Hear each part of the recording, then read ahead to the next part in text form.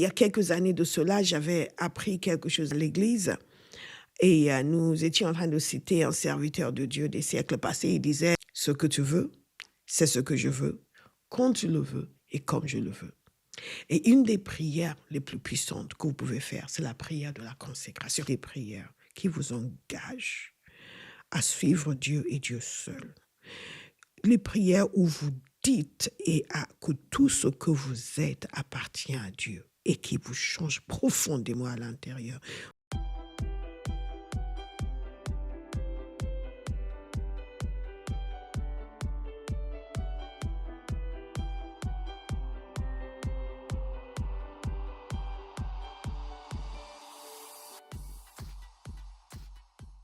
Une super invention et cette invention a réellement changé l'expérience de beaucoup de personnes. C'est quelque chose qui, c'est un lifestyle, une invention lifestyle qui a changé la vie de beaucoup de personnes.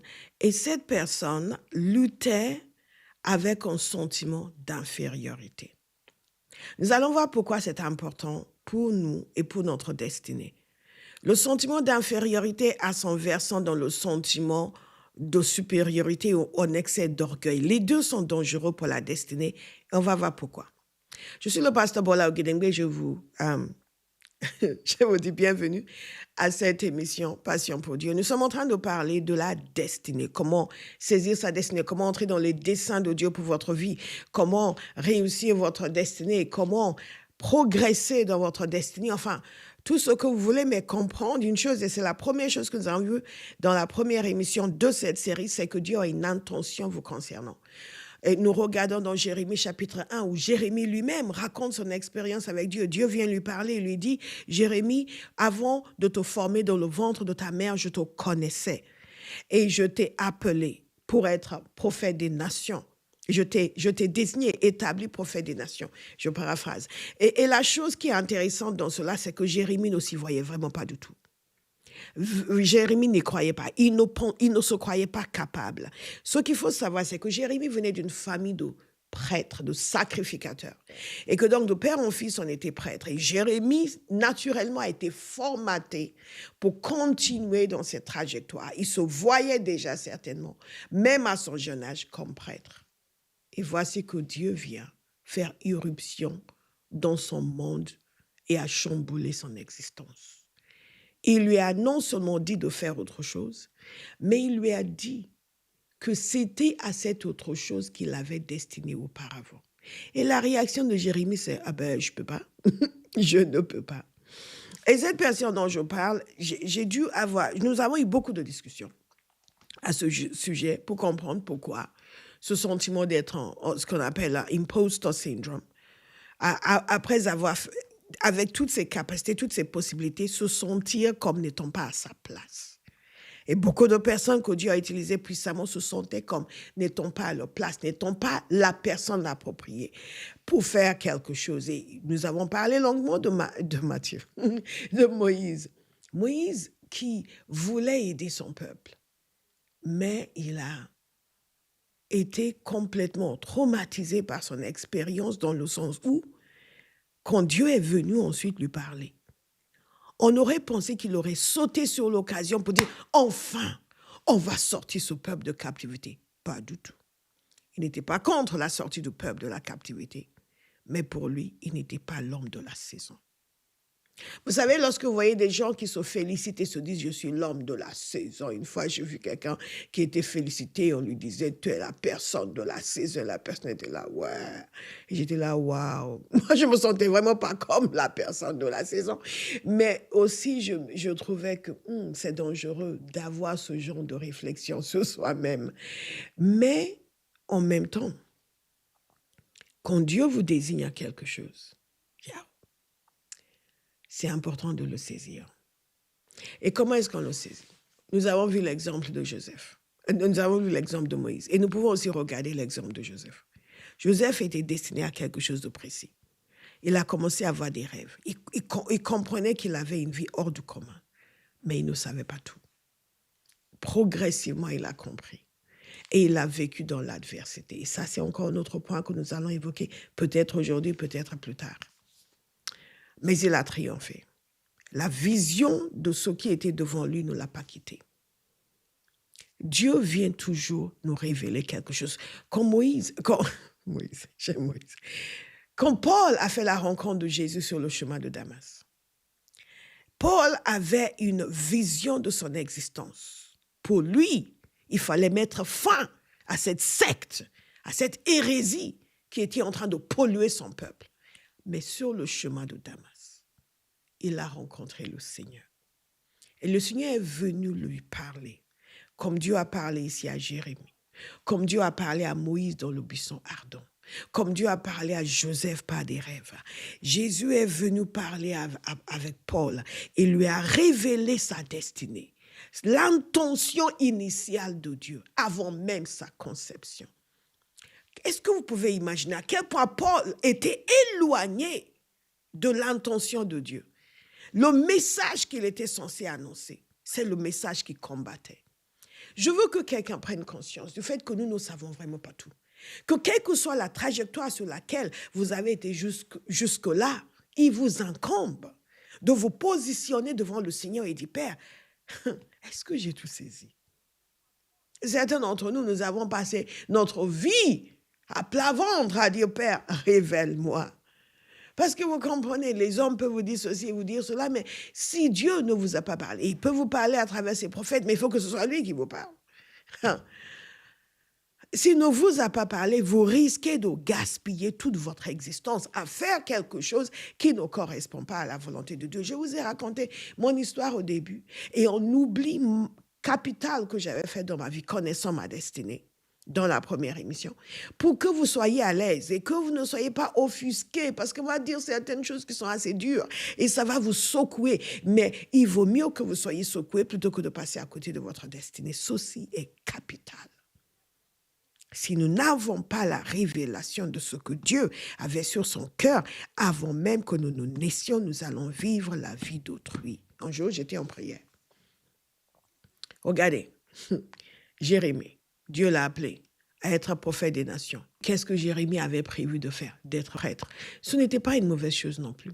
Nous ne sommes pas en train de dire « sors de ce bar et sers l'Éternel ». Vous n'êtes peut-être pas dans un bar en train de boire jusqu'à extinction. Ça existe en français. Oh, vous en faites pas. Vous n'êtes peut-être pas dans un bar en train de boire ou de fumer. Nous ne parlons pas de cela. Nous ne parlons pas du fait que vous vivez une vie qui est contraire à la volonté de Dieu, une vie de perversion ou qu'importe. Nous sommes en train de dire simplement qu'en tant qu'enfant de Dieu, est-ce que vous savez quelle est l'intention initiale de Dieu vous concernant? Quel est le but pour lequel il vous a amené à l'existence? Et il convient de demander. Dans tous ces cas que nous avons évoqués, ces personnes étaient sur un droit chemin. Aucune de ces personnes n'était, sauf Saül, mais même Saül, c'était un homme religieux, c'était un pharisien, c'était un docteur de la loi. Ce n'était pas un brigand, ni un voleur. Et Jésus est apparu à Saül. Il lui a dit, tu me persécutes. Et lui, il a dit, mais qui es-tu, Seigneur? Je suis Jésus que tu persécutes. Et après, il lui a donné son plan à lui pour sa vie. C'est extraordinaire. Il lui a donné son plan à lui pour sa vie. Saül ne s'y attendait pas. S'il avait pensé à la possibilité de faire une rencontre avec Dieu, il aurait pensé que Dieu allait venir lui dire « tue-les bien parce qu'ils sont en train de détruire mon peuple ». Mais pas ce qu'il a rencontré. Il y a des choses inattendues qui vous attendent dans la présence de Dieu. Il y a des choses inattendues qui vous attendent dans le lieu de révélation. Et c'est important de prendre ça au sérieux. Qu'est-ce que nous faisons? Nous demandons. Accomplir sa destinée, j'ai écrit dans Appelé à l'existence, accomplir sa destinée, c'est atteindre la destination que Dieu a choisie pour nous, en nous conformant à ses desseins et ses principes et en bénéficiant de ses promesses. J'aime beaucoup cette définition, je vais vous la relire. Accomplir sa destinée, c'est atteindre la destination que Dieu a choisie pour nous, en nous conformant à ses desseins et ses principes et en bénéficiant de ses promesses. Nous conformons à ses desseins et à ses principes. Donc, qu'est-ce que nous faisons? Nous demandons. Nous demandons, Seigneur, qu'est-ce que tu veux? Qu'est-ce que tu veux? Et il y a quelques années de cela, j'avais appris quelque chose à l'église. Et nous étions en train de citer un serviteur de Dieu des siècles passés. Il disait, ce que tu veux, c'est ce que je veux, quand tu le veux et comme je le veux. Ce que tu veux, c'est ce que je veux, quand tu le veux et comme je le veux. Et une des prières les plus puissantes que vous pouvez faire, c'est la prière de la consécration. Et quand je dis consécration, je ne dis pas on lève les mains avec une petite larme et on chante avec une voix doucereuse. Non, non, non. Dieu n'est pas impressionné par toutes nos theatrics, vous comprenez? Ça ne l'impressionne pas. Ce que je suis en train de vous dire, c'est que vous faites des prières qui vous engagent à suivre Dieu et Dieu seul. Les prières où vous dites que tout ce que vous êtes appartient à Dieu et qui vous change profondément à l'intérieur pour vous conformer à sa volonté. Donc d'abord, nous demandons. Nous laissons le Saint-Esprit nous rappeler les choses que Dieu nous a dites. Lorsque le Seigneur m'a appelé au ministère, personne. Je me souviens la première fois où mon pasteur à l'époque avait dit, tu es un leader. Comment ça? Je ne m'étais jamais vue de cette manière. Non pas que j'étais une suiveuse, mais simplement la question, je ne m'étais pas posé la question. Aujourd'hui, on a beaucoup de formations sur le leadership. Vous avez des gens qui ne sont même pas sérieux avec leur foi. Ils veulent qu'on enseigne sur le leadership. Pour l'idée qui est quoi? Les l'idée dans la perdition, les l'idée dans le péché. Enfin, l'idée. Mais on va former des chrétiens sur le leadership qui ne sont même pas capables de se lever le matin pour prier. Et ils pensent que ce qui va les faire progresser dans la vie chrétienne, c'est être un leader chrétien. Un leader chrétien, c'est d'abord un chrétien qui vit la vie de Christ avant d'être un leader. Donc mon pasteur me disait, you're a leader. Leader, lead. Donc c'est pour vous dire que la notion d'être un dirigeant, de conduire, d'enseigner était loin de moi. Les visions que le Seigneur m'avait données à ma conversion, j'avais totalement zappé. Il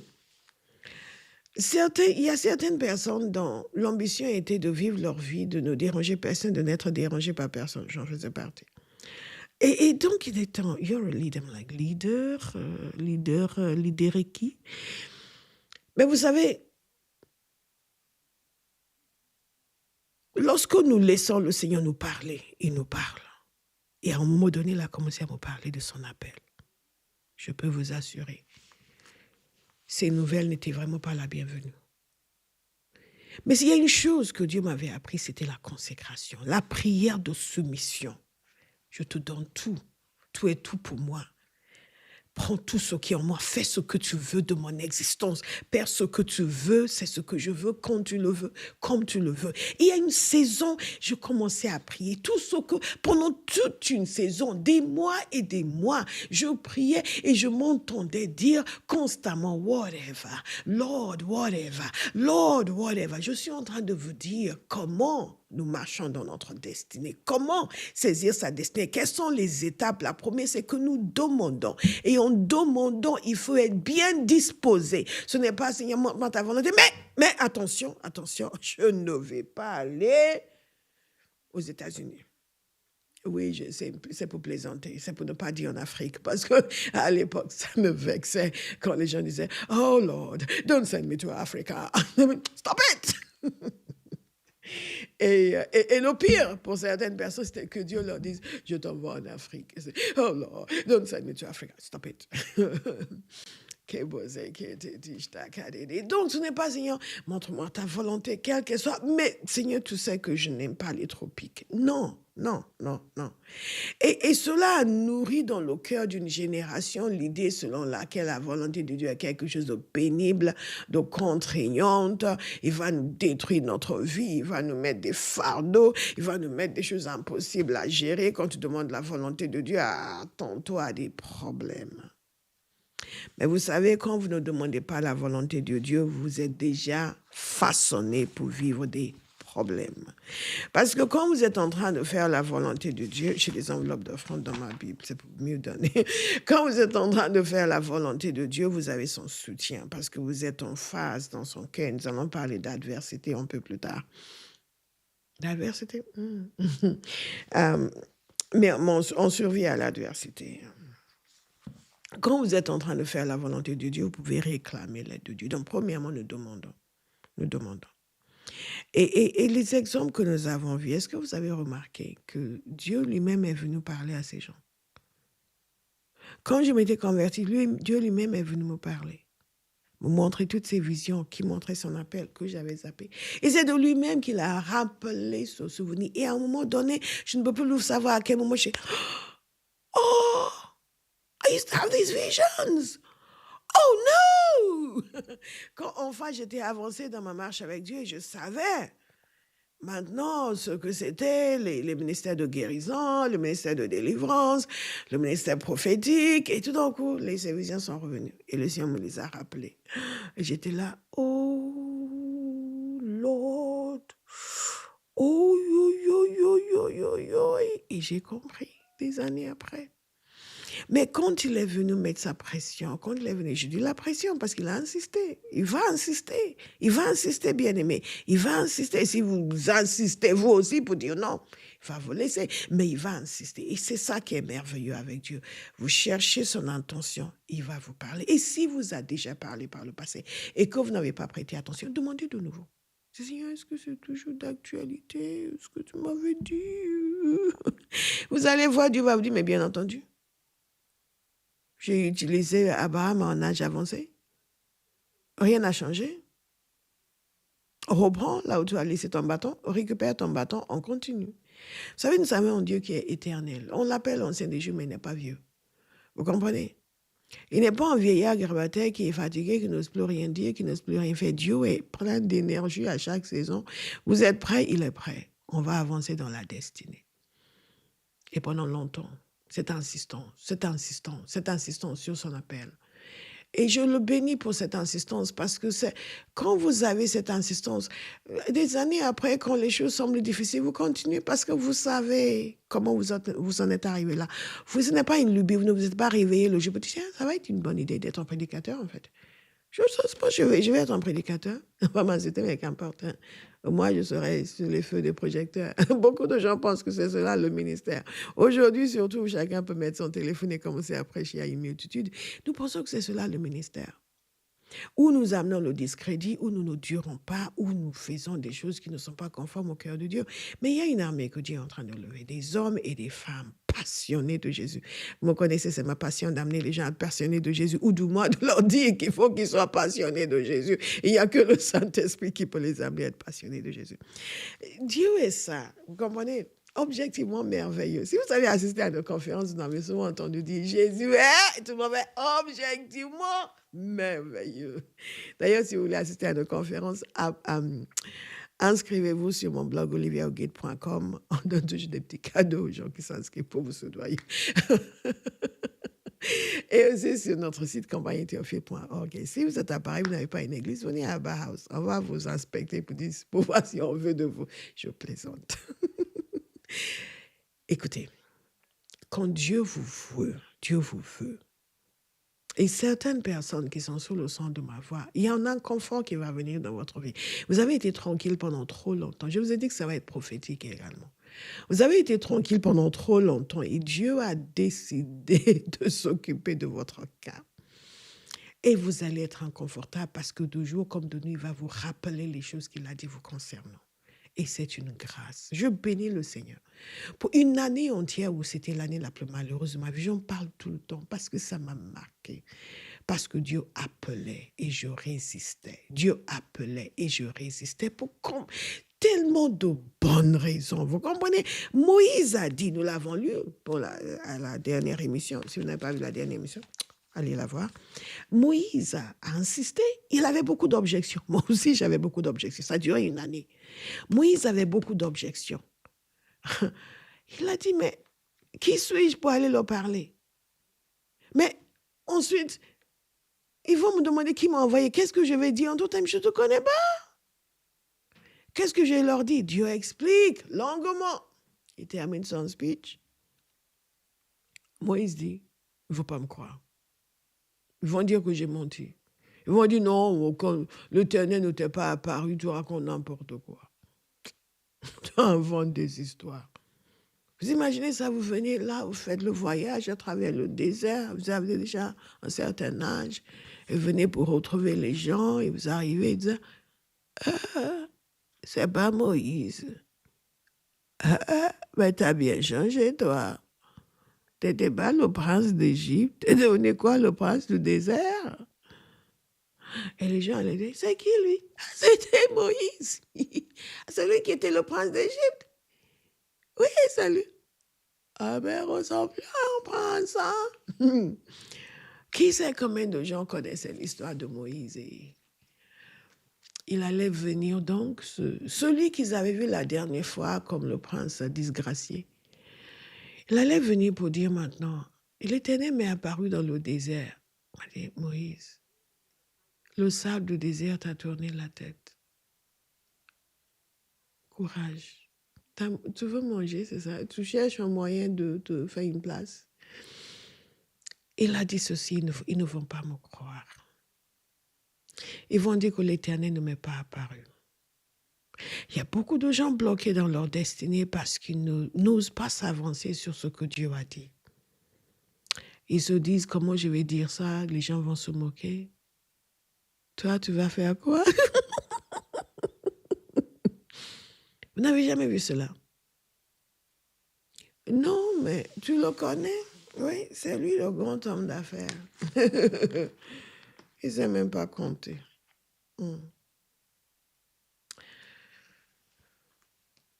Mais lorsque nous demandons, Dieu nous montre.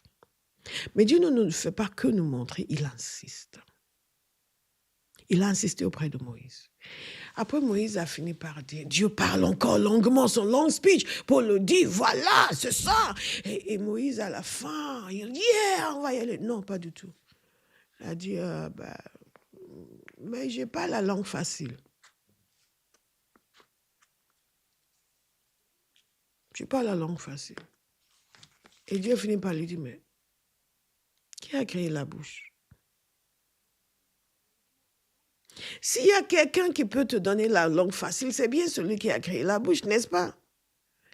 Mais nous allons dire, je ne sais pas, je ne peux pas, je n'arrive pas. Alors que la personne qui nous donne la capacité de savoir, de pouvoir et d'arriver, elle est là devant nous. Nous lui disons, je ne peux pas, parce que je ne sais pas, je n'ai pas, je ne peux pas. Il dit, mais je peux te faire savoir, je peux te faire avoir, je peux te faire pouvoir. Je prie que toute résistance que vous avez opposée à la volonté de Dieu disparaisse de votre vie. Donc, qu'est-ce qui s'est passé ici? Nous prenons notre temps, nous ne sommes pas pressés. Parce qu'il faut que nous arrivions dans notre destinée. Quelqu'un doit rebrousser chemin. Quelqu'un doit entamer la bonne marche avec Dieu. Et je saupoudre un petit peu avec mon histoire pour que vous compreniez que nous sommes tous logés à la même enseigne et que nous sommes tous dans cette dimension de « mais Seigneur, mais je ne peux pas, mais j'arrive pas, mais c'est difficile ». Une année entière. Mais je n'ai même pas envie. Moi, je n'avais pas envie du tout. Du tout. Une année entière de douleur intense, insistance de Dieu et résistance de l'homme. Et après, capitulation. Et pas capitulation de bonne grâce initialement, juste capitulation de OK, on va faire ce que tu veux. Mais le travail intérieur du Saint-Esprit est encore là. Comment est-ce que vous allez arriver? D'abord, savoir qu'il y a une intention. Ensuite, demander quelle est cette intention et accepter cette intention. Parce que des fois, même sans demander, il vient vous dire. Il y tient, il vient vous dire, il vous montre. Je connais des gens à qui Dieu a montré clairement ce qu'ils voulaient faire avec leur vie. Et ensuite, dans des saisons spécifiques de leur vie, il est venu leur montrer des choses, parler, indiquer. Et ils n'ont pas suivi. Je disais à une de mes filles hier que dans la vie des individus, il y a toujours quelque chose qu'il faut changer, qu'il faut abandonner. une situation qu'il faut traverser, qui va nous permettre d'arriver dans cette destinée. Et ne croyez pas que nous parlons de réussite naturelle. On tout va bien, on a une grande entreprise, c'est bon, 500 employés, ou je suis indépendant et écoute, je n'ai même pas besoin d'arrondir les fins de mois, parce que les fins de mois sont bien ronds, bien dodus. Ou je suis pasteur, j'ai une église de 5 000, 10 000, 20 000 membres, nous avons des centaines par. Non, ne parlons pas de ça. Nous parlons de vivre une vie qui correspond au cœur de Dieu. Un jour, en prière, le Seigneur commençait à me montrer comment beaucoup de gens qui pensent réussir sont en fait en train d'échouer. Parce que ce qu'ils font, qui semblent réussir, ce n'est pas ce que Dieu leur a dit de faire. Ce n'est pas ce à quoi il les a destinés. Il ne les a pas désignés pour être prêtres, il les a désignés pour être prophètes. Pourtant, ils sont prêtres sur des multitudes et ils sont convaincus d'avoir raison. Nous sommes en train de parler de l'intention de Dieu, non pas de l'approbation des hommes, ni de la validation des hommes. Non, je ne vous enseigne pas la rébellion. Je suis juste en train de vous dire que chaque être humain devant Dieu doit savoir dans son cœur, dans son fort intérieur, qu'il est positionné là où Dieu veut, qu'il est en train d'exécuter la volonté du Père et que sa vie se déroule selon la trajectoire établie avant même son existence par l'Éternel Dieu, qu'il est connecté aux bonnes personnes en faisant la bonne chose au bon endroit. Ah! Beaucoup de gens veulent se connecter à quelqu'un qui réussit, une entreprise qui réussit. Ah non, je veux travailler pour telle entreprise parce qu'ils ont 500 employés, ils ont tel perks en anglais, c'est des avantages. Ils ont tel avantage et tel avantage. Et pourtant, Dieu veut vous envoyer dans cet autre endroit. C'est très bien aussi, mais ce n'est pas ce que vous auriez choisi. Et quand vous y arrivez, là, vous vous rendez compte que Dieu a préparé une porte extraordinaire pour vous et votre ascension va être fulgurante. Et à partir de là, vous allez maintenant retourner dans cette autre entreprise à un niveau supérieur à là où vous seriez arriver si vous étiez allé directement dans cette autre entreprise. Pourquoi je vous dis cela? Parce que je veux que l'on comprenne que l'intention de Dieu est toujours bonne à notre égard, mais que cette intention ne correspond pas nécessairement à nos pensées. Donc, nous prions pour demander. Et après avoir prié pour demander, nous acceptons. Et c'est le sens de cette prière que je faisais des mois et des mois et des mois, whatever. Le Saint-Esprit, à mon insu, m'aidait à me soumettre totalement à cette destinée divine qui était aux antipodes de mon ambition. Whatever, Lord, whatever, Lord, whatever, Lord, whatever, Lord, whatever. Oh, Yamasika, on prie, oh Lord, whatever. Vous êtes là, Jésus, je t'aime, je te bénis, tout donc c'est, oh, Father, des gémissements, des angoisses. Oh, Lord, spirituellement, des whatever, Lord, whatever. La chose, quelle qu'elle soit, et ça devient comme un cri d'agonie. Oh Lord, whatever. Father, whatever. Et là, vous venez de prier, vous partez manger avec des amis, vous êtes tranquille, vous êtes en train de bénir le repas, tout donc. Whatever, Lord, madame, going to eat, je vais manger. Whatever, Lord. Et Dieu vous saisit. Je prie que ce soit le témoignage de quelqu'un. Que Dieu vous saisisse. Et que ne vous lâche pas les baskets, ne vous laisse pas vous égarer du chemin qu'il a préparé pour votre vie. Qui vous réveille de jour comme de nuit, qui vous parle de jour comme de nuit, qui vous rend totalement inconfortable hors de sa volonté. Yes! Et vous savez, j'avais prié dans un accès d'amour, en élan de cœur pour lui. J'avais dit, oh Seigneur, ne me laisse jamais aller en dehors de ta volonté. Oh Seigneur, fais tout ce qu'il faut, but arrest my attention, Lord. Ne me laisse pas, non, je te donne carte blanche, non, fais comme tu veux. Et il a fait comme il voulait. Je prie pour quelqu'un qui me regarde en ce jour, que vous ayez ce cri de cœur. Père, fais comme tu veux de ma vie. Fais comme tu veux. Nous avons des exemples devant nous. Ils ont laissé Dieu faire. Donc, priez une prière d'acceptation. Dites que vous acceptez. Donc, appelez à l'existence à un moment donné.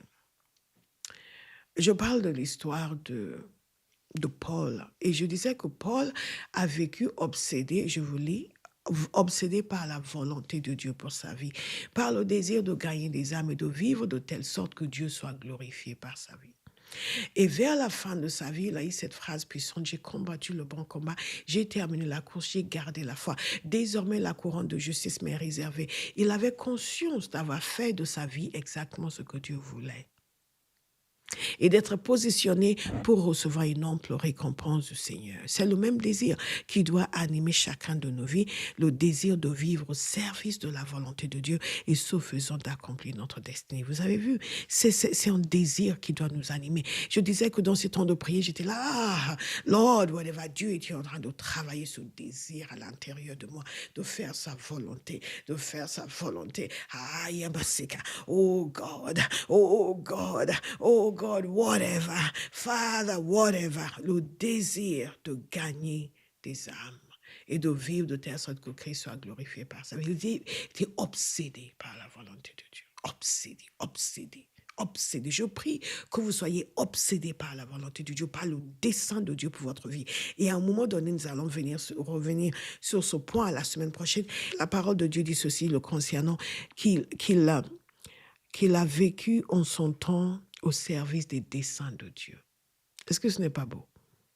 Au service des desseins de Dieu. Et c'est ce que Dieu a fait à Jérémie. Jérémie aussi a vécu au service des desseins de Dieu parce que Dieu lui a révélé son intention et Jérémie a accepté. Je vous encourage aujourd'hui, acceptez, acceptez, acceptez. C'est le maître mot pour cette émission. Acceptez, s'il vous plaît, acceptez. Dites-lui, j'accepte. Je ne comprends pas tout, mais j'accepte. Je ne sais pas tout, mais j'accepte. J'accepte, j'accepte, j'accepte, j'accepte. Oui, mais dites-lui simplement, j'accepte. J'accepte. Et nous devons accepter. Si vous n'acceptez pas, vous allez passer à côté. Je sais que je dis beaucoup cette expression. Je devrais trouver des synonymes d'ailleurs. Si vous en avez, écrivez-le dans le chat ou plutôt écrivez-le dans les commentaires. À passer à côté veut dire, je vous taquine.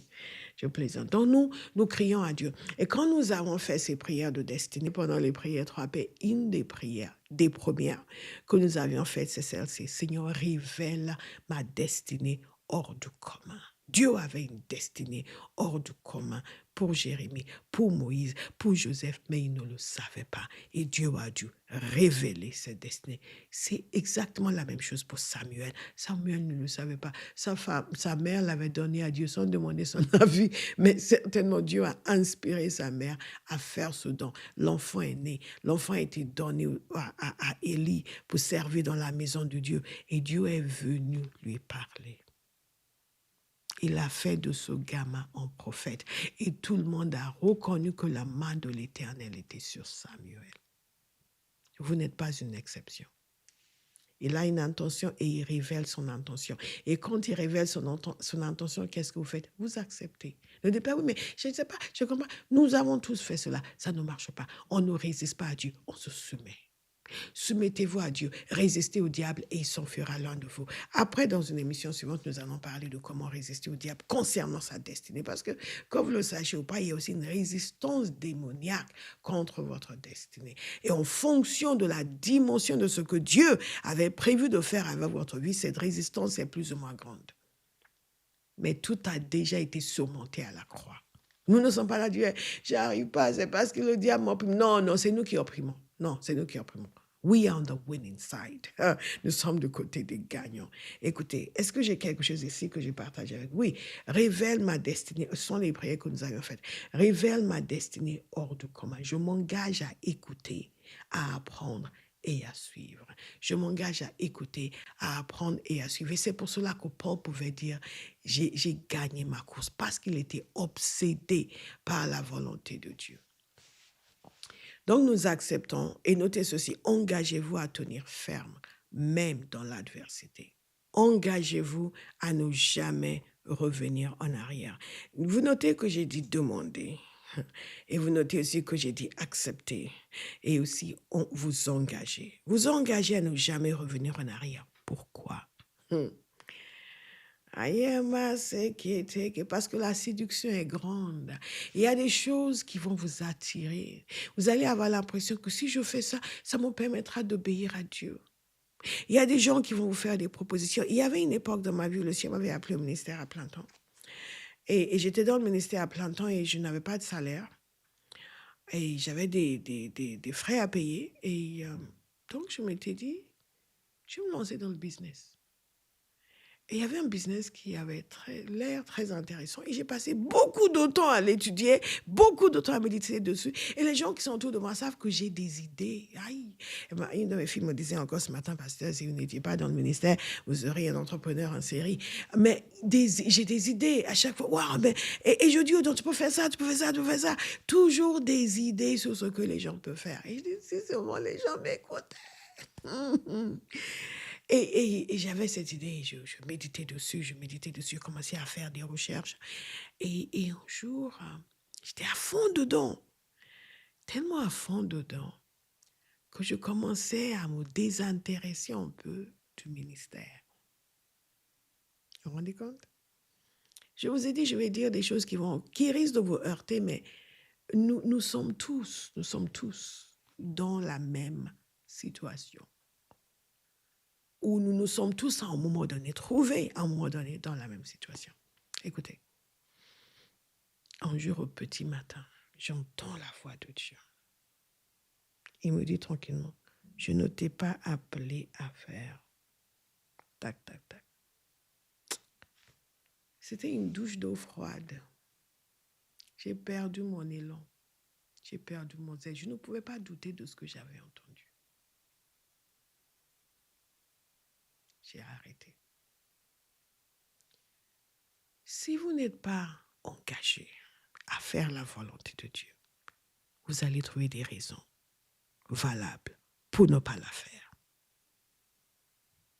Mais comprenez bien, cette intention de Dieu a précédé votre conception. Ce n'est pas quelque chose qu'on peut bafouer à la légère, sans conséquence. Non. Nous devons nous y tenir. Donc, crier à Dieu, révèle-moi ma destinée hors du commun.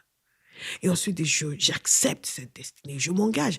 Nous allons revenir sur Jérémie, parce que c'est très important. C'est une des prières que nous avons ici. Engagez-vous à tenir ferme. Avant cela, soumettez-vous à son plan. Déclarez votre acceptation de ses choix. Engagez-vous à tenir ferme dans l'adversité et à ne pas revenir en arrière. Regardons l'histoire de Jérémie. L'Éternel m'a dit, ne prétends pas que tu es trop jeune, car tu iras trouver tous ceux vers qui je t'enverrai. Et tu diras tout ce que je t'ordonnerai. N'aie pas peur d'eux, car je suis moi-même avec toi pour te délivrer, déclare l'Éternel. Vous savez, Dieu a déjà montré que la peur va venir, l'adversité va venir, les réactions négatives vont venir, mais toi, tu ne dois pas avoir peur. Je veux encourager quelqu'un dans la situation où vous êtes de décider que c'est fini la peur. Et que toutes les objections que vous aviez posées concernant votre insuffisance, vous les enterrez. Et aussi les difficultés qui sont survenues, qui vous ont menacé, qui vous ont donné l'impression que vous n'allez pas y arriver. Vous allez faire fi de ces difficultés et vous allez continuer. Lorsque l'on demande, on accepte, on se soumet à Dieu. Et on résiste à toute la résistance qui va venir contre nous. Puis l'Éternel a tendu la main et a touché ma bouche avant d'ajouter, j'ai mis mes paroles dans ta bouche.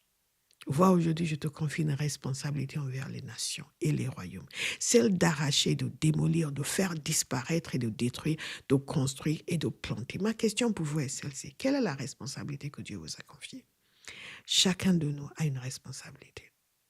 Jésus nous a confié une responsabilité avant de quitter la terre. Allez et faites des nations des disciples. Ça, c'est la responsabilité première du chrétien. Ensuite, il nous donne différents moyens de faire. En quoi est-ce que vous vous acquittez de cette tâche? En quoi est-ce que vous honorez cette responsabilité qui vous a été confiée? Quelle est la responsabilité que Dieu vous a confiée? Est-ce que vous la connaissez? Est-ce que vous faites ce que Dieu attend? La parole de Dieu nous dit concernant Paul qu'il a fait de sa vie ce que Dieu voulait. Il a accompli toute la volonté de Dieu et il est parti. Paul lui-même a dit, j'ai combattu le bon combat. J'ai achevé ma course. Et il a osé dire une couronne de gloire m'est réservée. Il n'y a pas beaucoup de personnes qui peuvent dire cela. La majorité des gens ont dit, j'ai fait de mon mieux. Mais je vais vous encourager aujourd'hui à décider que vous allez faire plus que dire je fais de mon mieux. Vous allez mourir en disant j'ai accompli la volonté de Dieu. Pendant la prière 3P ce matin, je disais, je vais mourir en disant comme Paul, j'ai fait la volonté de Dieu. Et en disant ce qui a été dit concernant David, et c'est Paul qui l'a dit, que ma vie a été au service des desseins de Dieu dans ma génération. Avec mon dernier souffle, je dirais, ma vie a été au service des desseins de Dieu dans ma génération. Je veux vous encourager à avoir cette ambition. Non, ne mettez pas votre vie au service de votre ventre ou au service de votre entreprise. Mettez-la au service des desseins de Dieu. Cette entreprise fait peut-être partie des desseins de Dieu, mais elle ne doit pas être le dessein. Elle doit faire partie, elle doit être un outil pour accomplir des desseins de Dieu. Faire des nations des disciples. Oh yes. Faire des nations des disciples. Et regardez l'objection majeure de Jérémie. Je ne sais pas parler.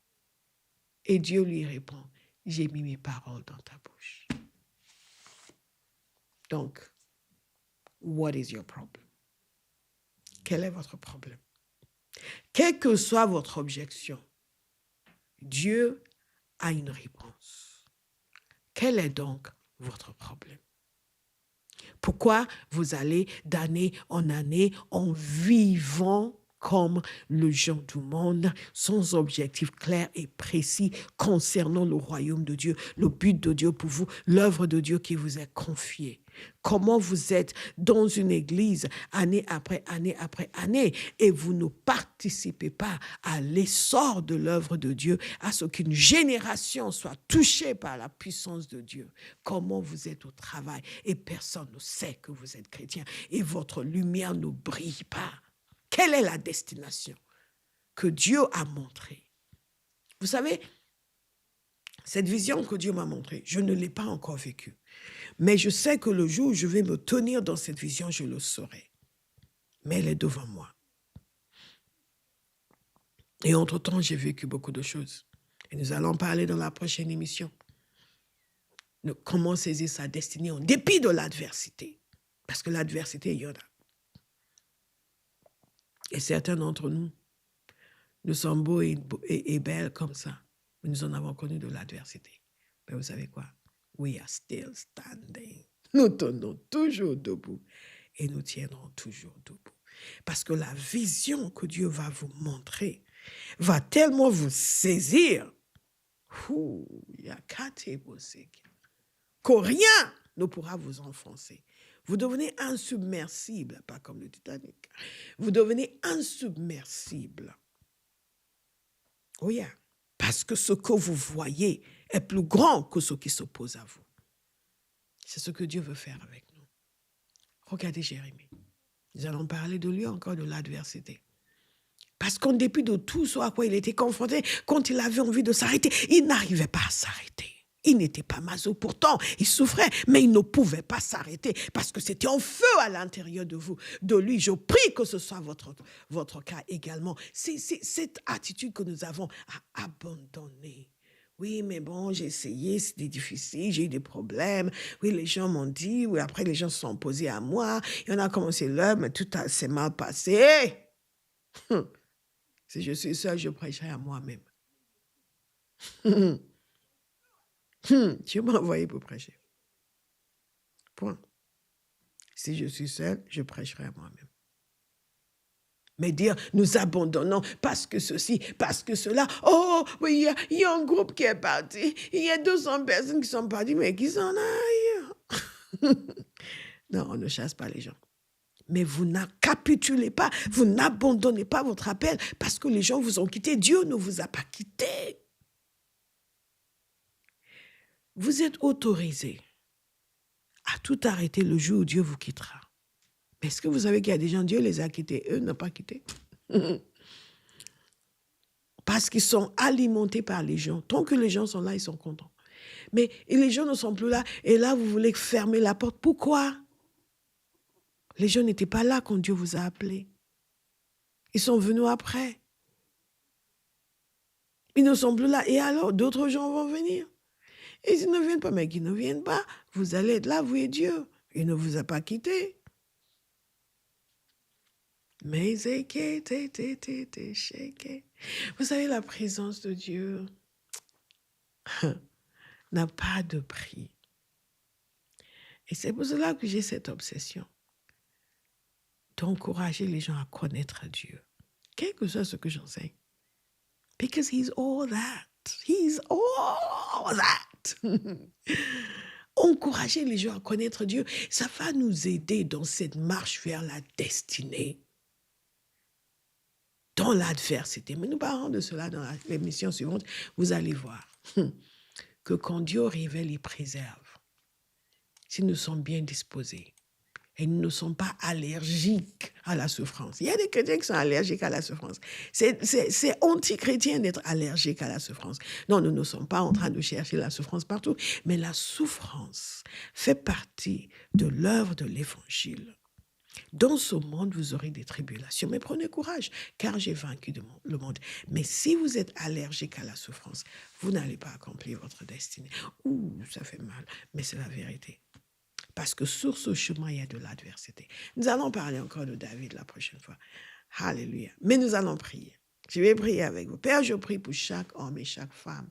Sous le son de ma voix, je te demande dans ta miséricorde de leur révéler ce qu'ils ne voient pas encore sur leur destinée. Révèle-leur cette destinée hors du commun que tu as préparée pour eux. Et non seulement que tu leur révèles cette destinée, mais que tu travailles leur vie au point où ils ne peuvent plus te dire non.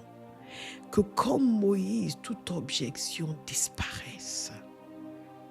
Comme Jérémie, tu réponds à ces objections. Et donc, tu as répondu à ces objections, que tu répondes à leurs objections. La chose qui leur manque et ils pensent que sans ça, je ne peux pas. Père, comble. Papa, nous te disons merci. Il faut que tu aies dans cette génération une armée puissante. Des hommes et des femmes qui ne vivent que pour toi, par toi et en toi. Et dont le seul objectif, c'est d'accomplir le mandat de Christ. Au nom de Jésus. Papa, merci. Voilà, nous sommes arrivés à la fin de notre émission. Et à la prochaine. Lisez, s'il vous plaît, Jérémie chapitre 1, Exode 3 et 4. Lisez Exode 3 et 4.